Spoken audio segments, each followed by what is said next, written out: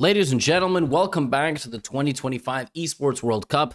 This is day number 2, and today, the people who did not qualify for the quarterfinal on day 1 have an opportunity to do so. We've got some very exciting matchups. The very first one will be with Hikaru Nakamura. Now, today there were some ridiculous games, ridiculous moments. There were 2 completely unreal blunders. The last game of the day was decided in 5 moves. 5 moves, and that game cost $30,000. So stay tuned, enjoy yourselves. The room is empty today. It's empty because some stuff had to get moved around. There was a bunch of dust in here, drilling and so on. So nobody stole the stuff. It will be back quite soon. Let's go. It is Hikaru Nakamura versus Wei Yi. Wei Yi defeated Javahir Sindarov, who also lost yesterday to Hikaru. So Javahir finishes in a tie for 13th to 16th place. He is eliminated, but he still gets $50,000. Not bad for a trip. It's kind of echoey in here now. It's kind of funny. All right, this match, crazy. The next match, crazy. The match after that, crazy. Here we go. Hikaru versus Wei Yi opens up with d4, knight f6. We have a Catalan from Hikaru, knight f3, bishop b4 check. One of the lines, bishop d2. And now defending this bishop with the move a5. Remember, 10-minute, no bonus time. a3. And from the opening, we have what's called a closed Catalan. In the closed Catalan, black never takes the pawn in the center. This is how black develops. It's a little bit passive, but it's very solid. It's difficult to crack. You know, white can sort of make various improving moves, but at some point, black is going to play a move like knight to h5 to try to get the bishop, etc. I actually played several games that look very similar to this against Grandmaster Pia Kramling. Knight bd2. Some of you might not remember that because you don't remember anything. November 2024. October 2024. What am I talking about? Rook fc1.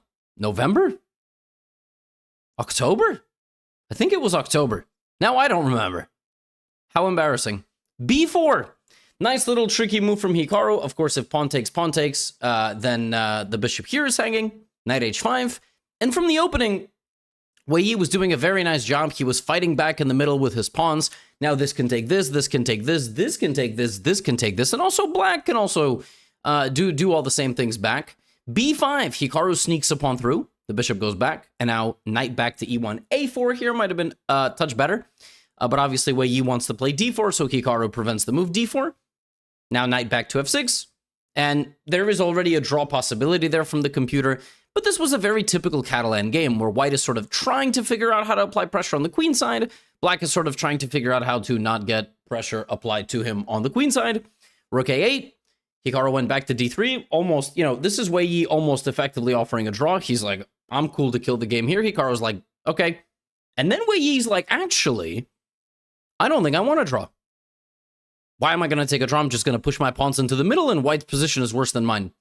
Hikaru takes on d5. And now it's anybody's game. They're both around, 3:30 to 4. Rook fd8. Wei Yi maintaining a time advantage. Rook to e1. And over the next few moves, black is going to build up a very nice position. Plant the knight on b3. But this is a typical type of game that Hikaru gets a little bit of counterplay. Rook d1. And even though Hikaru's, by the way, right here is crazy. 35 seconds on queen f8. At that level, I think probably he could have made the move a bit faster. He didn't want to be so passive. But this is a position where you just can't get into a scramble because Hikaru is the best scrambler in the world. That could be like its own separate game. And very quickly, once the game gets into dicey territory, 30-second disadvantage for Wei Yi. Hikaru takes and begins. And when I got here, I was like, oh, Hikaru's going to win. He has a 20 to 30-second time advantage. He's going to put his rook on d4, put the other rook on d1, and white doesn't have to do anything. White is just going to play the game forever. Rook here, rook here. But then Hikaru's heart rate started going to like 140. And I'm like, uh-oh. Because he's trying, look at this. Now he's only up 10 seconds. But on this move, Wei Yi blunders. Watching this live, I thought the blunder was something like rook takes bishop and then rook takes. And that is kind of the idea, but first you need to take and play f4 check. Or just play f4 check, but it's better to take, f4 check. You can trade. The king goes back, and then you play rook takes c6. That is the tactic. And you take, and after you do that, you get in with the bishop, and you have a winning endgame. Hikaru misses it and suddenly we're in scramble mode. And before you know it, we're not even in scramble mode. Like, Hikaru's still got a 15-second time advantage. This should be easy. You know, you just got to trade. But Wei Yi, man. Yo, young guys, man. They're fast and furious. Hikaru puts the pressure, but suddenly he blunders. He's looking at a big disadvantage here in the endgame. Wei Yi is winning. Rook to a4 clinches the game because the rook has to move this way, the bishop comes in, and then the pawn promotes. Wei Yi's going to get another chance in a move, and he's simply winning, but he's down 6 seconds. Hikaru can still win the game on time. By the way, bishop d5, there was a rook c5 here. Bishop a6, 14 to 11, 10 to 14, 13 to 9.8, and now it's a draw. Wei Yi decides, I'm not going to lose on time. First game ends in a draw, a very chaotic game. Surviving a little bit of a heart attack, but the game ends in a draw. But in game 2, Hikaru was not going to leave it up to a scramble. He was not going to leave it up to chance. He showed up, he played the Petrov defense, which is, by the way, an opening that Wei Yi and many other top Chinese grandmasters play. So Hikaru plays the Petrov, Wei Yi plays d4. Hikaru plays a line I have seldom seen, queen d7. I have never seen this in my life. And nobody plays this move unless they're extremely well prepared, and the opening pays off. He then dances the knight back here, clearly showing very good opening preparation. He plays knight c6, b6. I've never, ever seen this. I was so captivated. This is all only possible, by the way, because Wei Yi played 3d4. That's really the reason, is that this line is even possible, as well as d takes e5. But Hikaru plays like this, g6, bishop g7. He puts the bishops like this, a6, and before you know it, Black is simply winning. Not even much better. Black is straight up winning. Right out of the opening, smashes down into the middle of the board. The bishops are about to come alive. Beautiful game from Hikaru, who is now going to have an evaluation that's so good, it's literally on the floor. Like, there is, in the game review graph, there is nothing for white. Here, there's a tiny bit. Knight d4 was the wrong move. Apparently, knight takes e5, sacking the queen, counterattacking here, and hitting the queen was winning. Knight e5 winning on the spot. Hikaru goes knight d4, though. And then he has to just do a little bit more work, but he's still completely crushing. Right? Black doesn't have any material advantage, but he has the two bishops, and he's trying to get the rook on the second rank, where it's just going to eat. It's just going to eat all the pawns. Rook d8, great so far. Good time management, not tanking. Just looking for a way to coordinate his pieces a little bit better. -3 advantage throughout the middle game. And now, methodical. Watch this. Rook into d3. Rook h1 is an incredible move. The rook is hanging, but rook h2, rook c2. It's now -4. Looking at potentially -5. Hikaru totally winning. Up 30 seconds and a pawn. Right? I mean, this game, to make it to the quarterfinal, this game is about $20,000. Right here, this game. Wei Yi plays a3. It's now -5, c5. And now Wei Yi channels something that I have taught. So I don't know if Wei Yi watches this channel. Frankly, I'm not even sure Wei Yi knows I exist. Wei Yi channels something that I like to tell beginners. When you are losing, run your king across the board. Because what ultimately happens as a beginner is they check you until your king literally just walks in and starts eating everything, or gets so close to the other king you checkmate them by accident. Wei Yi applies that philosophy right here. And before you know it, there are signs of life in the white position. He pushes the king forward, and then pushes the king over here, and eats a pawn, and then puts the king here. The pawn's like almost promoting. 37 to 51. Hikaru starts pushing his own pawn. e6, h4 attacks the knight, knight e4, bishop h5 check. Black is winning if check and rook e2 are played. That's exactly what he does. And now Wei Yi plays knight takes c5. Desperate move, right? No. No. You cannot take the knight because it's check and a fork. Black has to go bishop g5 check. It's the only move. Hikaru blunders. Not only does he blunder, he doesn't blunder back a draw. He blunders back a loss. Hikaru is losing. Wei Yi is a magician. I don't know how on earth the king literally walked across the entire board and is just holding on to the pawn. He's like, hey, let's go. I'm going to promote. Bishop c1, bishop h4. Obviously, both guys are going to blunder. It's 19 seconds for Hikaru. It's 23 for Wei Yi. Not only is Wei Yi winning, he's now up on time. Now, the way you win this position with white really is you're supposed to promote the pawn. It's going to be very tough to do that because ultimately if the pawn goes here, black will sacrifice. And a rook and a bishop versus a rook is a draw, but, you know, it's a little bit hard to defend. None of that really matters. It's a scramble game now. Wei Yi is up 6 seconds. He is up 6 seconds. He's trying to beat Hikaru on the clock. He's also trying not to blunder anything. Hikaru is down 5 seconds, 5.7.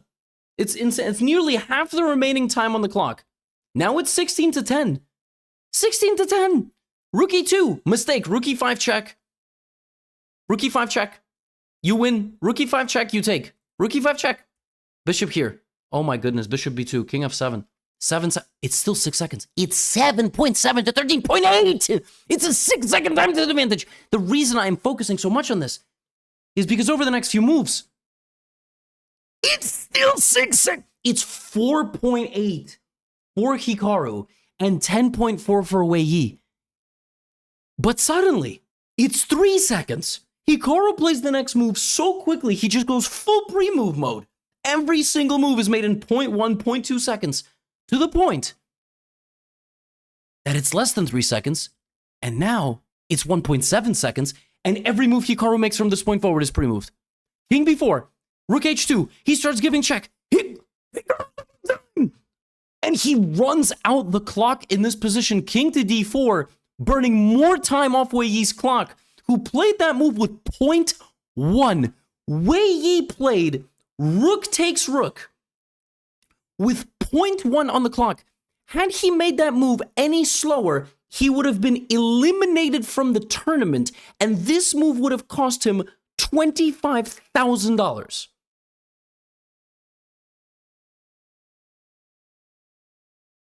He took, and on the next move, he lost on time. Unbelievable. What a game. What a game! I think they're going to play another game! They're going to play another game. I was like sitting at my screen going, I couldn't believe it. They got to play another game. Now, Hikaru bids 648. He gets black. Armageddon. No bonus time, down 3 minutes to start the game, but a draw is a win for black. A lot of pressure on white in these moments, right? We have another Petrov, same line. Wei Yi, this time, is he going to find an innovation? Is he going to find something? Okay, this time, totally different type of setup. Hikaru going for this Petrov, very nice position, good control of the center, easy game. Now for white, the attacking possibilities of h4 dictate the advantage. Wei Yi does it this way, all right? But now he's up less than 2 minutes. He was up over 3 minutes to start the game. He finally goes h4, but he does it at the wrong moment. And by this point, black's counterplay on the left side of the board is just too strong. And suddenly, Wei Yi's only up 10 seconds. He started the game with a 3 minute and 12-second time advantage. Within a few moves, he's straight up down on time. So now Hikaru controls 2 of the 3 possible results in a chess game. That is a massive advantage. It's such an advantage that he's not going to ever let it go. He maintains a time lead throughout this game. He, deals with the counterplay from Wei Yi, but it's just too little too late. Hikaru showing experience, poise, and at the end of the day, he's just winning. It's not even that he's holding the game. He is straight up winning. Wei Yi resigns. Hikaru clutches his way to the quarterfinals. Unbelievable game. The spectacle of the last 2 games that they played. I was on the edge of my seat. Wei Yi goes home with $65,000. Hikaru moves on to be a top 8 quarterfinalist.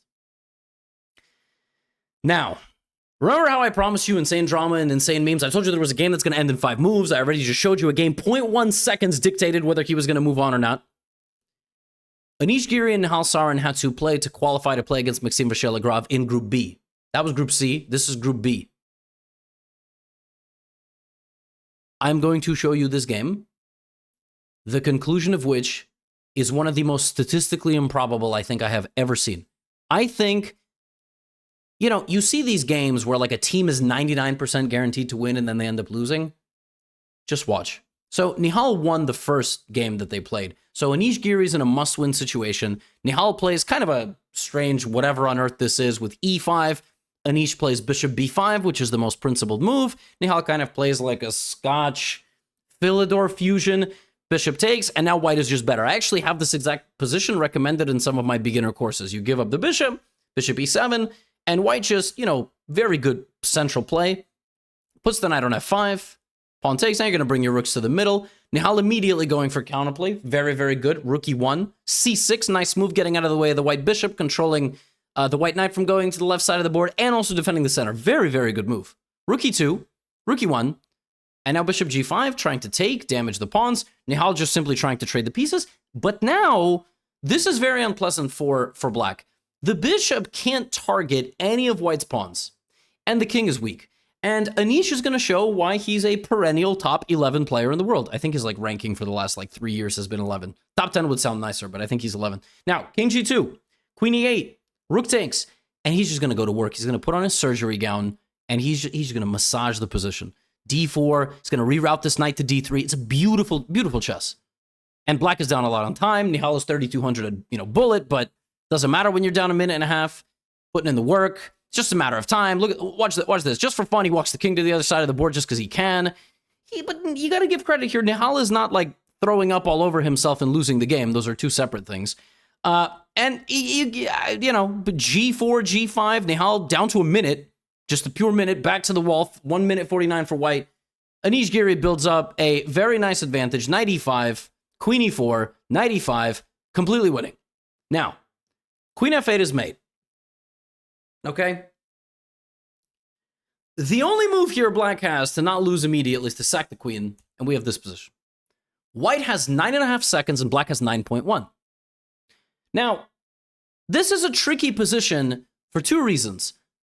Number one, stakes are really high, so you're getting more nervous than normal. Number two, black might get stalemated. That's the thing. There is a moment you can somehow box the... obviously can't walk your king into a check, but you can kind of stalemate, so you got to be a little careful. At some point, black might run this pawn, so you might want to, block and whatever. So let's just see. So Anish goes here, okay? Bishop h6. You can take the pawn here. Okay, you can just bring the king, bishop f8. Now you start realizing, this is kind of hard. So what do you do here? Maybe you put the queen on that square, right? You play f3, you can always play for a flag. f4, d3. Okay, easy. Now this is easy. Black doesn't have any moves. At this point, the way you win this is you can just walk the king around and literally just dart the queen around the board. What's going to ultimately happen is that black is going to be subjected to a check at some point. You're going to go here, it'll be check, right? Then, so king h8. Nihal is just moving around 6.1, 7.1. Queen d8 here. There's, queen e8 here. Tricky. You take the bishop, it's a draw. But if you take the pawn, it's check. Of course, with 6.5 seconds on the clock and $25,000 on the line, you're not thinking that way. So he goes here. Fine. King here. Here. Here. Here. Here. Okay, he's just moving his king around. He's just trying to flag Anish, but he's down on time. Who's he going to flag? Queen here. He goes back. He goes back. He goes back. Here. He goes back. Here. And in this position, after moving his bishop back and forth, Nihal Sarin moved his king.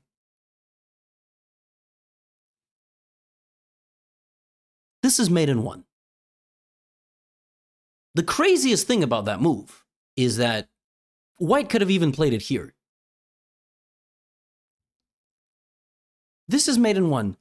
Anish Giri in this position decides he's expecting some move like this. He goes here. He had pre-moved queen to h5. And now king takes. Nihal has lost 0.8 seconds on this move. Nihal Sarin has 0.8 seconds in this position. Now, keep in mind, he won the first game. So he can make a draw. But how is he going to make a draw? It's not possible. He has to go 1, 2, 3, 4, 5, 6. Before his flag runs out. So he only has 7 moves to make before his flag hits 0. Because at point 1, it's going to hit 0. That's exactly what happens. He pre-moves out the entire game. Now here, Anish should have gone king d5, if he had gone king d5, because Nihal had already pre-moved this move, he would have lost time here. And he probably would have gone on to lose the game. Or you would have had to pre-move in a way that you end up defending this pawn and you win. That one pawn would have just won white the game, and then they would have went to an Armageddon. Instead of that, he loses the game on time, and he gets eliminated. Crazy. The probability of victory in this position for white is over 100%. Like, I can't believe... I'm heartbroken for the guy. Like, it's just so wild because he decided, oh, the guy is moving his bishop back, so I'm going to go here. But he could have pre-moved these two moves. They needed to be safer. And in general, here, white doesn't have to do anything. If you literally walk the king on the light squares around the board, you win. You have more time. You pre-move out the game. He lost. He didn't even draw. Unfathomable. Completely unfathomable. Like, I'm... Now, look, the next couple of... And by the way, and after this, Nihal beat Maxim Vachiligorov. So Nihal beats Anish, Giri, and Maxim Vachiligorov. And he is into the quarterfinals. Just monster. Monster. He's so strong. It's crazy. He's so resilient. He's so fast. Now, Yan Nepomniachtchi in Group A defeated Vladislav Artemyev, showed up to play Andrei Esipenko, who beat him on day one, and then lost to him. He lost to him in the first game. This is their second game. Okay, so he already lost to Esipenko in the first match. Now he's losing to him again. Can he beat Esipenko at all? Like, is it even possible? Is anybody going to be able to beat Esipenko? D4. This matchup did not have too many memes, did not have too much drama, but every matchup was so crazy. Esipenko gave up the pawn on b5, and I told you the last matchup of the day ended in 5 moves. Okay, so stay tuned. We're about to get there. Knight takes e4. A very, very sharp game develops here. Oh my god, my ear is so itchy. Queen f6, d5. Don't worry. All right, the good stuff isn't coming. So keep in mind that Esipenko already won game 1 of this mini match, right? Already knocked out Nepo once, and now is completely winning. d5, queen moves. That's just hanging. It's free. It's free. Now, I think what Andrei missed in this position is that if he takes it and white goes here, it looks like game over. It looks like, first of all, there are some queen e7s. But then, second of all, there is the move king h7. And rook takes g7, you don't have to take. King h6, black wins. And if bishop g7, there's queen takes f2, queen trade, bishop f8, rook f8, black wins. Black has an extra bishop. Nepo played queen d4, rolled the dice. He rolled the dice. Like queen d4, knight's hanging, I got some tactics, my rook is hanging. I mean, I assume Esipenko saw queen e2, bishop h6, and was like, no, I'm going to play it solid. I'm going to play safe, c5. But c5, with the intention of going queen c5, allows Nepo to trick Andrei. And not only is white no longer worse, white is actually playing for a win with this move, because after the queen trade, the attack is actually strong now, and you will break in because you have bishop takes h6. And pawn takes, if pawn takes, rook g6 seals the deal. Rook g6, rook h8 is an unstoppable, rook h6 is an unstoppable checkmate. The only way that black survives here is to get g8 free for the king, but after takes, black is just lost. You lose all your pawns. White is up 2 pawns with a huge attack on the king. It's over. Andrei Esipenko was 2 or 3 clutch moves away from advancing to the quarterfinals and knocking out Yan Nepomniachtchi not once but twice. You talk about big brothering. Instead of that, Nepo beats him with this tricky c5, rook e5, and then he beats him in the Armageddon, and he's a quarterfinalist. Oh my goodness. I don't know how these people are going to sleep at night. Some of these moves cost $25,000, $30,000. Speaking of, we're about to get there. This is the highest stakes tournament ever. Oh my goodness. Okay. Nodjabek, Abdusattorov, Fabiano Caruana. These guys, Nodjabek showed up to the first game of their mini match. Put it on Fabi. Fabi in game 2 strikes back. We go to Armageddon. To play with black, Nodjabek bids 7 minutes, 16 seconds. Fabi bids 7 minutes, 12 seconds. 4 seconds decide it. Fabi gets black. Fabi playing with draw odds in the Armageddon. This one's not 5 moves. The last game of the day is Nodjabek playing a little bit of a casual little Vienna Italian fusion. when you are playing with such a time advantage, it's going to feel nice to kind of generate an easy game where you can make easy moves, and maybe you can just maintain your time advantage, and he is maintaining his time advantage, roughly 2 minutes. Fabi tries to force the issue. The person playing with black in an Armageddon generally wants a position that's also easy to play, but which doesn't have that many pieces because you get, to an endgame. And that's what he's going to get. I mean, right here, he maybe could have played c takes b4, but instead he attacks the rook. Here, bishop f5.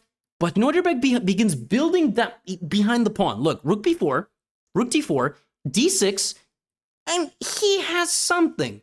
He has something. Now, within a few moves, his advantage is going to get extinguished. These guys are playing very quickly. Here, bishop a3. Now, black has knight c4. Yup. Right? Queen d3. Now it's a queen and rook endgame. And only 37 seconds. It's a lot of time, but it's not nearly 3 minutes. Nordirbeck regains a winning advantage. Rook d5 now is winning. He doesn't play it. He's still better. He's putting a lot of pressure on Fabi. 1 minute up on the clock. Fabi trying to bring his king a little bit closer. Nordirbeck just keeps asking questions. See, this is an endgame that we can say you can play forever. White can play forever. Queen d5. King f6. Nordirbeck is now completely winning. Rook b3, queen e5. We go to a rook endgame. King f3. Now, this is apparently a draw because rook here, rook d5. But even there, Nordirbeck would try to play for a win on time. But Fabi doesn't do that. He goes here, and now he is losing because the white king enters the game with king f5, king g6, king h5, and you lose the race. Takes, g4, b5, g5, b4, g6, b3, g7, b2, b1. You both queen. I give a check. You walk to the b file. I win your queen. And even if not that, you're going to lose the game on time. Fabiano resigns. Nordirbeck qualifies to play young Krzysztof Duda to be the final qualifier for the quarterfinals. Him and young Krzysztof drew 2 games, and then they went to an Armageddon. Okay? And, well, I don't know why I was on this tab. Here's the game. Black resigns. JKD bid to play with black. He bid 7 minutes and 17 seconds, I guess. It was a 4 knights, and in this position, black plays knight takes, pawn to d5.